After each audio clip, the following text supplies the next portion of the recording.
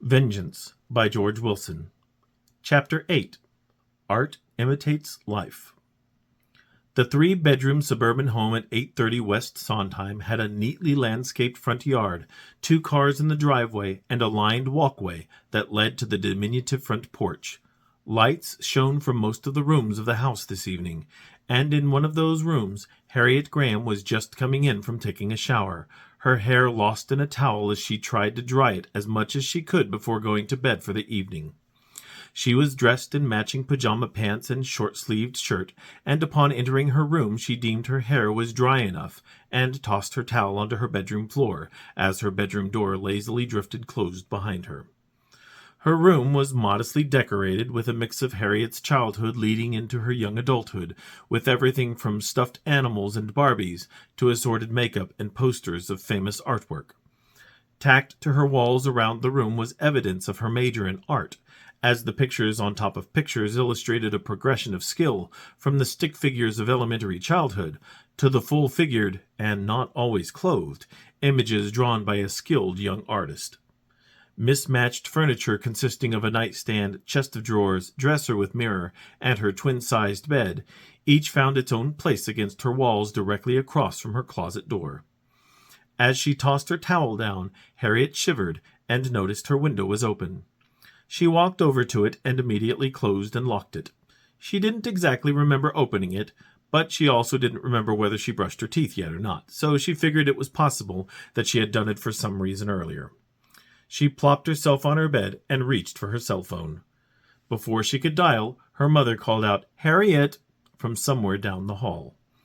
Harriet rolled her eyes and wondered what her mother wanted this time. She was always sticking her nose into Harriet's business, and Harriet knew she'd want something inane tonight as well. It always seemed to Harriet that it was less that her mother needed something, and more that she wanted to make sure her daughter didn't disappear out her window. She had done it before. She stared at the door, waiting for it to open, impatiently tapping her phone on the bed. The door opened, and Harriet tossed her phone onto her bed and reached for her sketchpad and pencil sitting on the nightstand right next to her bed. Esther Graham stood in the open door looking at Harriet. The lines on Esther's face, along with the white streaks in her hair, showed how difficult Harriet had been growing up, but the love in her eyes never wavered for a moment. She wanted nothing more than for her daughter to find success and happiness in her life, but had unintentionally spoiled her in the process. "Yes, Mother," Harriet responded disrespectfully as she drew in her sketchbook. "Were you going to stay up and study at all tonight?" Esther asked without a touch of accusation. "Maybe, maybe not." "If you want good grades, you really do need to study," Esther advised. "See, I'm studying right now. I'm an art major, and I'm drawing. Aren't you proud?" Harriet paused to give her mother an impatient expression, silently requesting her to leave. "I actually have to call Ashley." "Harriet, I don't think Ashley Carter is a good girl," Esther said, and not for the first time. Harriet rolled her eyes and resumed her drawing. "I think she's a bad influence." "Actually, I chose my major on my own. You can stop blaming her." "I'm not blaming her." Harriet stopped drawing and gave her mother the whatever look. "You always blame her. You want me to be a doctor, and she casually mentions I draw good. I know how you feel." She resumed drawing. "It has nothing to do with your major," Esther said, almost insistently. "I think what you're doing is fine, and you're very talented. I can see that. I've never held that against you or her." Harriet scoffed with an eye roll. "It's just that she has that boy in her room all the time, doesn't she?" Harriet scoffed again. "I don't even think that's allowed." "He's only there because you won't let me be there," Harriet insisted calmly, never looking up from her drawing. "That's terrible enough," Esther said. "She can get herself into a lot of trouble at her age. And don't roll your eyes again, because you know what I mean. I was your age once, and things haven't really changed. And what with everything going on now, you're much safer here at home." "Come on, Mom," Harriet sighed. "She's my friend, not yours. If you don't like her, don't talk to her. That's not the issue, and you know it." "Yeah," Harriet began, looking up from her picture again. "The issue is, if you let me live in the dorms like I've been asking, I wouldn't have to listen to your complaining, and you wouldn't have to deal with Ashley's voice polluting the airspace of my room." You watch your mouth, young lady, or Esther began, honestly angry at Harriet's impudence. Harriet, however, cut her off and went back to her drawing. Or what? You'll spank me? Wash my mouth out with soap? I'll cut off your phone, Esther threatened. Harriet chuckled. You wouldn't do that, Harriet said. You need it to keep tabs on me, 'cause you know I always have it on me. Harriet finished her drawing with a flourish and turned it around so her mother could see it. The sketch was clearly a caricature of Esther, but Esther's mouth looked more like a demon's, with a forked tongue and a spat of fire. The words nag, nag, nag hovered in a bubble over the caricature's head. Esther closed her eyes and shook her head, fighting back tears. Good night, Harriet. Whatever. Esther quietly closed the door to Harriet's room, and as soon as the latch caught, Harriet tossed her pad down and grabbed her phone. She lay on her stomach facing her wall away from the chaos of her room behind her. She dialed Ashley's number, propped up on her elbows, and waited for Ashley to answer. Across town in the dorms of Bluffs University, a cell phone rang on the nightstand of a sparsely decorated dorm room. The lights were off, so the sudden appearance of the cell phone's backlight shed light on the occupied bed next to it. Ashley's hand reached from the shadows and answered it. Hello? Hey girl, what's up? Harriet asked. Harriet, Ashley declared. It's going real good over here, if you know what I mean. Oh, do I need to let you go? Harriet asked, with no intention in her voice of letting Ashley go. Nah, it's cool, Ashley said, with the undercurrents of there never being any question about it. What's up? Oh, you know, the usual. You should see this drawing I did of my mom. It's hilarious. Harriet looked at the drawing on her sketch pad again and chuckled. You know, they're only that way because they care, Ashley assured her. I wish they would care a little less, Harriet said, tossing the pad back down and glancing at her door for a moment, just to make sure there were no uninvited shadows listening. She harped on you again.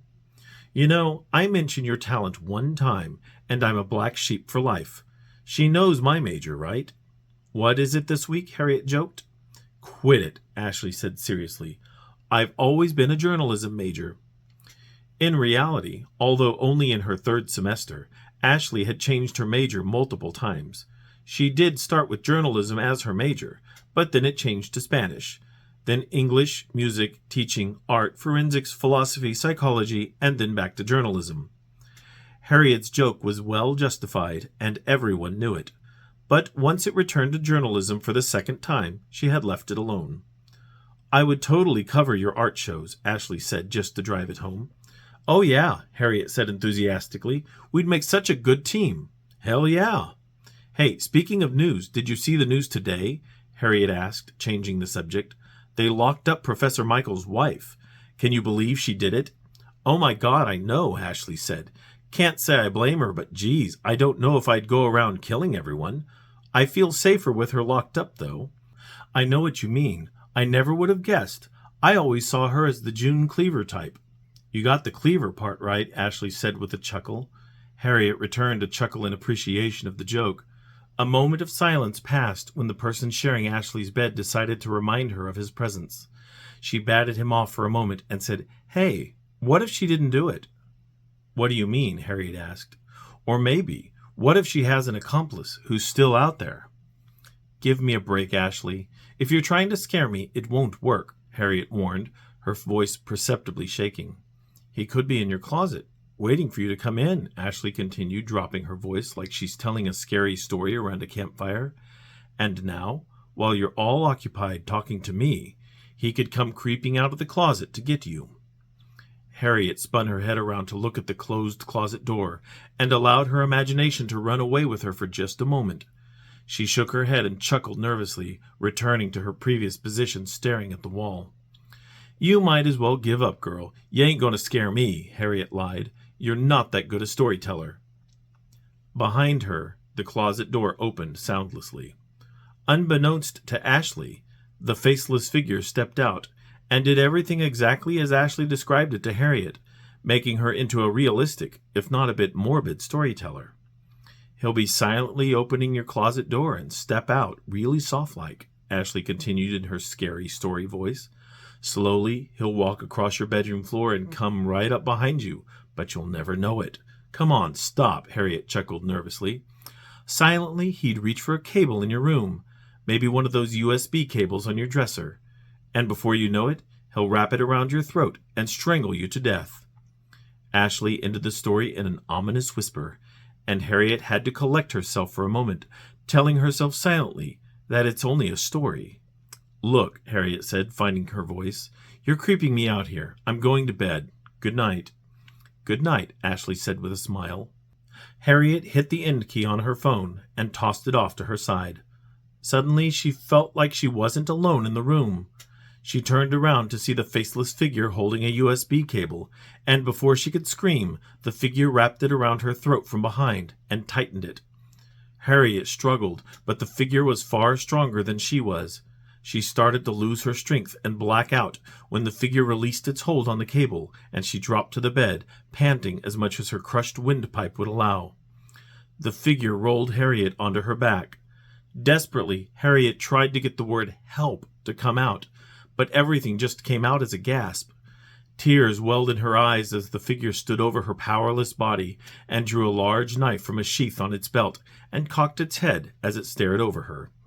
The figure placed its hand on her neck, cutting off her air supply once more, though not completely, as it reached down and slowly unbuttoned her shirt, exposing her belly. Then she felt the knife cut her. Ashley had ended the call with Harriet and replaced the still glowing phone onto her nightstand next to another phone, which had remained dormant through the entire conversation. The remaining light showed that Ashley was naked as she curled up next to her boyfriend, Chris Norman, who was just as naked. That was short, he commented. Yeah, she hates being scared, so I tried to make it short, Ashley smiled as she turned to look him in the face. I wanted to get back to you. Oh, is there something here you like? He asked seductively. Mm-hmm, she said, closing her eyes and curling up closer to him. You make me feel safe. Do I? Mm-hmm. She turned her face toward his again, and they kissed, and resumed what they were doing before Harriet had called. Some time later, back at the Graham house, Esther walked down the hall to Harriet's room, and noticing the light was still on, she knocked. All right, Harriet, Esther commanded. Lights off. She waited for a glib retort, but only silence returned from her daughter's bedroom. She had had just about enough of Harriet's attitude, and refused to deal with the silent treatment. Do you hear me, young lady? She asked. Still nothing. That was it. She opened the door.